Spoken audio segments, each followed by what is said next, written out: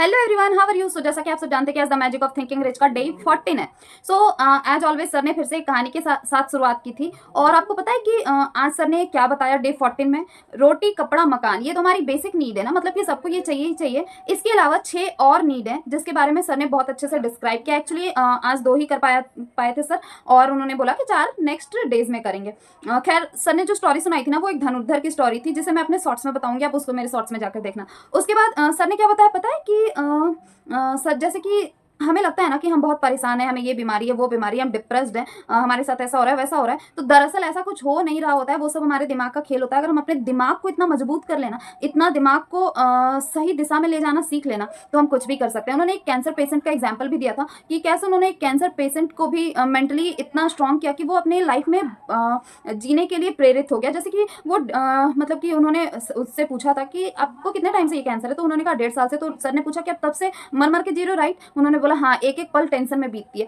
तो सर ने कहा कि देखो, आप में और मुझ में बस एक चीज का फर्क है कि आपको डॉक्टर ने एक फिक्स टाइमिंग दे दी कि आप इस वक्त मर सकते हो, और हमें कोई फिक्स टाइमिंग नहीं है। मतलब कि हम अगर 50 साल का कुछ गोल लेकर चल रहे हैं ना, तो इसका बिल्कुल भी गारंटी नहीं कि हम 50 साल जिएंगे। कल ही हम जा सकते हैं ऊपर, है ना। कोई भी किसी के साथ कुछ भी हो सकता है। बाकी डॉक्टर ने हमें ऐसी कोई सही डिसीजन नहीं दिया है कि तुम कल ही जाने वाले हो, ठीक है। बस इतना सा फर्क है। तो जब आपको जीना ही है तो ऐसे जियो ना कि जी रहे हो, वरना मरना है तो फिर एक बार में मर जाओ। वैसे ये आपके लिए ना बहुत प्लस पॉइंट है, गेटवे ऑफ सक्सेस है। तो उन्होंने पूछा कैसे गेटवे ऑफ सक्सेस कैसे?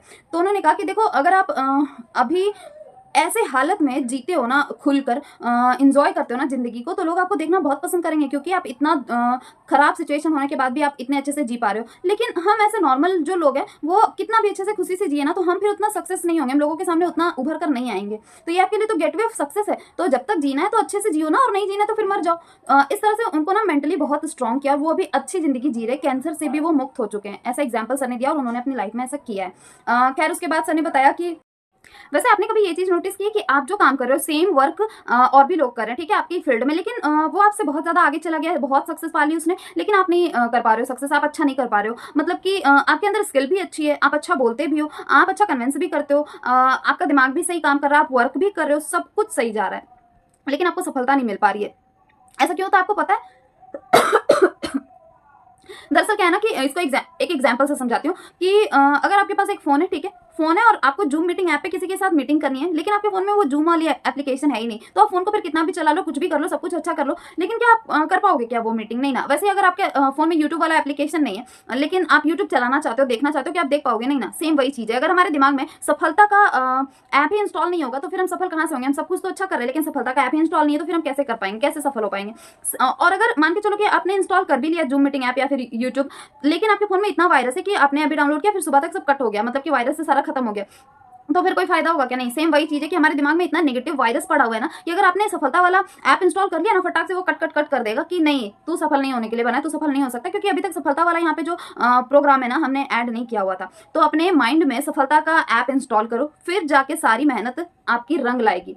खैर, उसके बाद सर ने बताया कि देखो, रोटी कपड़ा मकान के अलावा जो 6 नीड्स है हमारी, उसके बारे में डिस्क्राइब किया। तो उस 2 बताया था, मैं पहला बता रही हूँ। ये पहला जो है ना हमारा, सर्टेनिटी और सिक्योरिटी, नीड ऑफ सर्टेनिटी और सिक्योरिटी। मतलब हमें लाइफ में ना सिक्योरिटी चाहिए, हर चीज में सिक्योरिटी चाहिए। अगर हम घर बनाना चाहते हैं, कार लेना चाहते हैं, गाड़ी लेना चाहते हैं, बच्चों की अच्छी पढ़ाई चाहते हैं, अच्छा बिजनेस चाहते हैं, शादी ब्याह जब करते हैं तो इतना जांच पड़ताल करते हैं, क्यों? ये सब सारी चीजें हम क्यों करते हैं? मतलब हमें सब सही क्यों चाहिए होता है? क्योंकि हम सिक्योर होना चाहते हैं। मतलब हम नहीं चाहते कि हमारे या हमारे फैमिली के साथ कुछ भी बुरा हो। ये सर्टेनिटी है, मतलब कि नीड ऑफ सर्टेनिटी। और ये होना भी चाहिए, बिल्कुल सही भी है, लेकिन कभी कभी ये बहुत घातक भी हो जाता है। लाइक हम क्या चाहते हैं पता है? कि जमीन जायदाद, आपने देखा होगा जमीन जायदाद के लिए कितनी लड़ाइयाँ होती है। लोग है ना थोड़ा थोड़ा जमीन के लिए लड़ जाते हैं, उन्हें लगता है कि थोड़ा ज्यादा मिलेगा तो हमारी लाइफ ज्यादा सिक्योर होगी। लाइक अभी किसी ने कह दिया कि फिर से कोरोना आ गया, और आपकी जो सबसे बड़ी सर्टेनिटी, नीड ऑफ सर्टेनिटी है, वो आपका बिजनेस, आपका व्यापार जो बहुत अच्छा चल रहा है, और आपकी इससे आप बहुत पैसे कमा रहे हो, और आपकी लाइफ बहुत सिक्योर है। लेकिन अचानक से किसी ने कह दिया कि अभी कोरोना आ गया। किसी ने क्या दिया, मतलब आ गया, आप ऐसा मान लो, तो आपका बिजनेस तो बिल्कुल ठप पड़ गया। अब जो कंट्रोल था आपका चीजों पर, नीड ऑफ सर्टेनिटी पर, तो अचानक से आपका बिजनेस ठप पड़ने से आपका कंट्रोल खो गया। अब कंट्रोल खो गया तो आपका दिमाग कह रहा है कि नहीं, मुझे कंट्रोल चाहिए। अब कंट्रोल पाने के लिए, सारी चीजों पर कंट्रोल पाने के लिए आप भड़कोगे इधर उधर, बीवी बच्चों पे अपना भड़ास निकालोगे, है ना, कि मुझे इस पे कंट्रोल चाहिए। मतलब कुछ भी दिमाग कंट्रोल में रखना चाहता है किसी भी चीज़ को, नीड ऑफ सर्टेनिटी को पूरा करने के लिए। और इस वजह से कभी कभी आप नेगेटिव वे में भी चले जाते हो। लाइक बहुत लोग दारू सिगरेट पीने लगते हैं ताकि जो हमारी नीड ऑफ सर्टेनिटी ब्रेक हुई है ना, जो हमें नहीं मिल पा रहा है, वो इन सब चीज़ों से मिल सके। लाइक कभी कोई जुआ खेलने लगता है, उन्हें लगता है कि यहाँ से हम जल्दी पैसे ला सकते हैं, तो ये हमारी जो नीड है वो जल्दी पूरी हो सकती है। और बहुत से लोग मेडिटेशन वगैरह करके, अच्छी बातें सुन के अच्छे वे में भी जाते हैं और उस वक्त भी अपना पेशेंस नहीं खोते और सही से डील करना चाहते हैं। इसके बाद सर ने एक स्टोरी भी सुनाई थी यही नीड ऑफ सर्टेनिटी के लिए। एक लड़की ने कहा था कि मेरा हस्बैंड अब मुझसे प्यार नहीं करता। इस स्टोरी को मैं अपने शॉर्ट्स में बताऊंगी, आप जरूर जाकर देखना। खैर देखो, आपने ये जो नीड ऑफ सर्टेनिटी है ना, बहुत घातक भी साबित हो जाती है। कभी कभी क्या होता है ना कि जमीन जायदाद के लिए आपने झगड़े देखे, ये क्यों होते हैं? इसलिए होते हैं ना कि अगर किसी को ज्यादा जमीन मिल रहा है, मेरे भाई को ज्यादा जमीन मिल रही है, तो इसका मतलब उसका लाइफ ज्यादा सिक्योर है, नीड ऑफ सर्टेनिटी उसका ज्यादा पूरा रहता है, ऐसा क्यों मुझे ज्यादा चाहिए? इस चक्कर में लड़ाई झगड़े भी हो जाते हैं। तो ये वर्स्ट थिंग है, मतलब कि नीड ऑफ सर्टेनिटी है ना, बिल्कुल वर्स्ट भी है। देन सर ने बताया कि वैरायटी, नीड ऑफ वैरायटी, मतलब हमारी जो जिंदगी है ना सिंपल वे में नहीं चल सकती है। अगर हमारी लाइफ में ट्विस्ट नहीं हो ना, हम सीरियल जब देखते हैं उसमें ट्विस्ट नहीं हो ना, हम देखना पसंद नहीं करेंगे। सेम लाइफ में ट्विस्ट नहीं होना तो फिर अच्छा नहीं लगता। इसके लिए बहुत ही सारे एग्जाम्पल्स दिए थे सर ने। एक फनी एग्जाम्पल भी दिया था कि एक हस्बैंड वाइफ की जिंदगी सही चल रही थी, फिर उसने बोला कि मेरे लंबे, मैं अपने बाल कटवा लूं। उसके हस्बैंड ने कहा कि हाँ कटवा लो। उसने कहा तुम्हें मेरे लंबे बाल पसंद नहीं है, तो फिर उसके हस्बैंड ने कहा कि तो मत कटवाओ। फिर से उसकी बीवी ने कहा कि तो मैं छोटे बालों में अच्छी नहीं लगूंगी। उसने कहा तो फिर कटवा लो। ऐसे करते करते मतलब बिना मतलब का बहस, जहां झगड़ा का कोई स्कोप भी नहीं है ना, वहां भी हम कर लेते हैं, क्योंकि हमें सही से जो सीधी वे में चल रही है ना, ये जिंदगी पसंद नहीं है।